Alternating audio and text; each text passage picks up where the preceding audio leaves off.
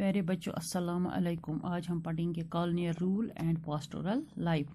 इससे पहले के लेसन इस टॉपिक में हमने पढ़ा कि किस तरह से ये पास्टोरल कम्युनिटीज़ पहाड़ों पर, डेजर्ट्स में, प्लेन्स में, प्लेट्यूज पर कैसे अपनी ज़िंदगी गुजारते थे। लेकिन उसके बाद जब कॉलोनियल रूल हिंदुस्तान पर अंग्रेज़ों का कब्ज़ा हुआ, ब्रिटिशर्स का कब्ज़ा हुआ, तो इनकी लाइफ कैसे मुतासर हो गई। इस कॉलोनियल रूल के अंडर पास्टोरलिस्ट्स की लाइफ जो है वो अचानक चेंज हो गई। उनके जो ग्रेजिंग ग्राउंड्स थे वो ख़त्म हो गए। जो वो फ्रीली मूवमेंट करते थे उस पर पाबंदी लग गई। जो वो उनके जो इनको रेवेन्यू जो है वो ज़्यादा देना पड़ा। इनका जो एग्रीकल्चर स्टॉक था वो ख़त्म हो गया और उनकी जो ट्रेड थी, क्राफ्ट था, वो उस पर बहुत सारे बुरे असरात पड़ गए। किस तरह उन पर ये असरात पड़ गई। नंबर 1, कॉलोनियल गवर्नमेंट जो है वो सारे ग्रेजिंग लैंड्स को चेंज करना चाहती थी, ट्रांसफ़र करना चाहती थी कल्टिवेटेड फार्मर्स में। तो लैंड उसके लिए उनको, क्योंकि कॉलोनियल गवर्नमेंट का जो मेन सोर्स था फाइनेंस का, इनकम का, वो हिंदुस्तान में वो रेवेन्यू था। इस वजह से कल्टीवेशन एक्सपेंड करने से क्या होता है, उनका जो रेवेन्यू वो ज़्यादा से ज़्यादा कलेक्ट हो जाएगा। और साथ ही वो उस लैंड पर वही चीज़ उगाना चाहते थे जो इनको इंग्लैंड में ज़रूरत थी। मिसाल के तौर पर जूट, कॉटन, वीट और जो अदर एग्रीकल्चर प्रोड्यूस थे, यही चीज़ें वो उन जगहों पर उगाना चाहते थे जो इनको इंग्लैंड में जिस चीज़ की ज़रूरत थी।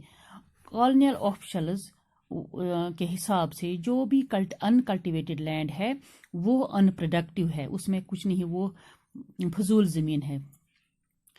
नो उसमें से नो वो उससे रेवेन्यू ले सकते थे और न इसमें कोई एग्रीकल्चर प्रोड्यूस होती थी। उनके हिसाब से ये लैंड वेस्ट लैंड है और इसीलिए इसको वो अंडर कल्टीवेशन लाना चाहते थे। 19th सेंचुरी से ही वेस्ट लैंड रूल्स उन्होंने बनाए हिंदुस्तान में। इन रूल्स के हिसाब से जो अनकल्टिवेटेड लैंड थी, इनको कुछ सिलेक्टेड इंडिविजुअल्स को दिया गया। उन इंडिविजुअल्स को फिर बहुत सारी कंसेशन दी गई और इनको इनकरेज किया गया कि इस लैंड को ज़मीन के लिए, फसल उगाने के लिए तैयार करो। आदों में से इन लोगों को हेडमैन बनाए गए विलेजेस के, और नए एरियाज के हेडमैन इनको डिक्लेयर किया गया। तो असल में ये ज़मीन क्या थी, ये वही ज़मीन थी जिस पर ये पास्टोरलिस्ट, जो ज़मीन को ये पास्टोरलिस्ट एज ग्रेजिंग लैंड इस्तेमाल करते थे। एक्सपेंशन जब कल्टीवेशन में हुआ तो इसका मतलब है जो पास्चर्स है वो ख़त्म हो गई और जो पास्टोरलिस्ट्स के लिए परेशानियों का सबब था। सेकेंडली, 19th सेंचुरी में जो बहुत सारे फॉरेस्ट एक्ट्स बनाए गए, जिसके बहुत सारी जगहों पर इन एक्ट्स के हिसाब से जो कमर्शियली वैल्यूएबल टिम्बर था, लाइक जैसे देवदार था, साल था, इन फॉरेस्ट को रिजर्व फॉरेस्ट के नाम दिया गया।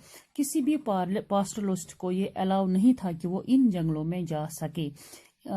दूसरी साइड जो दूसरे जंगलों को उन्होंने प्रोटेक्टेड फॉरेस्ट के नाम दिया गया। इन फॉरेस्टों में कुछ कस्टमरी ग्रेजिंग राइट्स इन पास्टोरलिस्ट को दिया गया। कुछ मूवमेंट वो कर सकते थे लेकिन बड़ी पाबंदी के साथ, खुले आम वो ये नहीं घूम सकते थे। कॉलोनियल गवर्नमेंट के हिसाब से, ऑफिशियल्स के हिसाब से, जो ये ग्रेजिंग की वजह से उनकी जो ये सैपलिंग्स थे या यंग शूट से ये डिस्ट्रॉय हो जाएंगे और उसकी जगह उसकी वजह से वहाँ नए दरख्त नहीं उग पाएंगे फॉरेस्ट फ्लोर में। इसकी वजह से उन्होंने, क्योंकि ये जो चौपाइयों के पंजों तले आए के, तो इसकी वजह से वहाँ दरख्त नहीं चढ़े, इसलिए भी उनको वहाँ प्रिवेंट किया गया जंगलों में जाने से। थर्डली क्या हुआ, और इसी के साथ इस फॉरेस्ट एक्ट्स के आने से पास्टोरलिस्ट की लाइफ जो है वो चेंज हो गई। इनको फॉरेस्ट में आने से रोक लिया गया। वहाँ से वो ना अपने कैटल्स के लिए गज़ा ला जाते, घास वगैरह ला सकते थे, न इनको वहाँ انٹری کے لیے اجازت دی گئی کہ وہ کوئی بھی چیز کوئی بھی موومنٹ وہاں کر سکتے تھے. ان کے لیے پرمیشن کارڈ ہونا چاہیے وہاں جنگلوں میں جانے کے لیے, اور ان کے لیے جانے اور وہاں سے نکلنے کے لیے ان کے لیے ٹائمنگ رکھی گئی. یہ ٹائمنگ انٹری یا ڈپارچر کے لیے کچھ کم دنوں کے لیے رکھا گیا. اس سے پہلے وہ فریلی جتنے بھی دن وہ جا سکتے یا جتنے بھی دن ان کو لگتا تھا ہمارے جانور یہاں چر سکتے تھے رہتے تھے, لیکن اب وہ آفیشلز ان کو یہاں سے ہی ٹائمنگ دیتے تھے اور کتنے دن آپ کو رہنا ہے. اس کے لیے وجہ سے بھی ان کے لیے پابندی اس کے لیے بھی اس کے آنے جانے پر روک لگا گئی. اس کی وجہ سے بھی ان پاسٹورلسٹس کے لیے پریشانیاں بڑھ گئی. اگر وہ کبھی ان جنگلوں میں اوور ٹائم کے لیے رک سکتے تو اس کے لیے ان کو سزا ملتی تھی یا فائن دینا پڑتا تھا. تھرڈلی, جو برٹش آفیسرز تھے وہ ان نومیڈس کو شک کی نگاہوں سے دیکھتے تھے.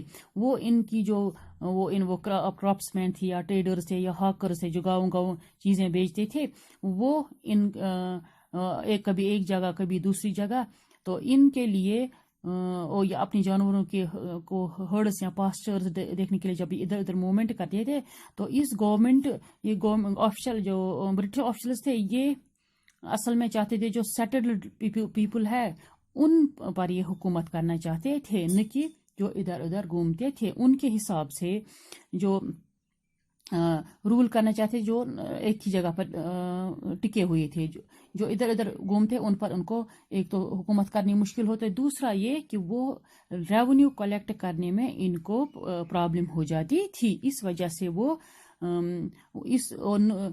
جو سیٹلڈ پاپولیشن تھی وہ اس کو آسانی سے آئیڈینٹیفائی بھی کرتی تھی اور ان پر کنٹرول کرتی تھی. جو ایک ہی جگہ وہ اور ساتھ ہی وہ جو ایک ہی جگہ پہ ہوتے تھے وہ پیس ابائڈنگ ہوتے تھے, پیسیبل ہوتے تھے اور لا ابائڈنگ ہوتے تھے. جو نومیڈس ہوتے تھے وہ ان کو کنسیڈر کرتے تھے یہ کرمنلز ہیں. 1870 میں کالونیل گورنمنٹ نے ایکٹ پاس کیا جس کرمنل ٹرائبس ایکٹ. اس کے تحت بہت ساری کمیونٹیز کو یا جو کرافٹس مینز تھے ٹریڈرز تھے ان میں سے پاسٹرس میں سے ان کو کرمنل ٹرائب کا نام دیا گیا. ان کو کہا گیا کہ یہ بائی نیچر کرمنلز ہیں, بائی برتھ یہ کرمنلز ہے. تو اس کے حساب سے جو ہی یہ ایکٹ وجود میں آ گیا ان پر طرح طرح کی پابندیاں لگ گئی. ان کو ان کو ایک خاص جگہ پر بسایا گیا اور ان کو اجازت نہیں دی, پرمیشن نہیں دیا گیا کہ وہ فریلی ادھر ادھر گھوم سکیں. کنٹینیوسلی ان پر پولیس کا پہرا ہوتا تھا, واچ ہوتا تھا. نمبر 4 جو ہے اپنی ریونیو انکم کو ایکسپینڈ کرنے کے لیے گورنمنٹ نے ہر کوئی وہ راستہ چاہا جس کے ذریعے سے وہ ٹیکس وصول کریں. انہوں نے ٹیکس ہر لینڈ پر, واٹر پر, سالٹ پر, ٹریڈنگ گڈز جو بھی گڈز تھے, اینیملز پر, سب چیزوں پر ٹیکس لگایا تاکہ زیادہ سے زیادہ ریونیو وصول کریں. گریزنگ راؤنڈز پر, گریزنگ پاسچرز پر, اینیملز پر انہوں نے ٹیکس لگایا 19th سینچری میں. اور اس ٹیکس جو ہر ایک جو جتنے جانور جس کے پاس ہوتے تھے اس کے حساب سے اس کو اتنا ٹیکس دینا پڑتا تھا. 1850 اور 1880 سے لے کر یہ جو ٹیکس کلیکٹ کرنے کا جو اتھارٹی دی گئی یہ کچھ کنٹریکٹرز کو دی گئی.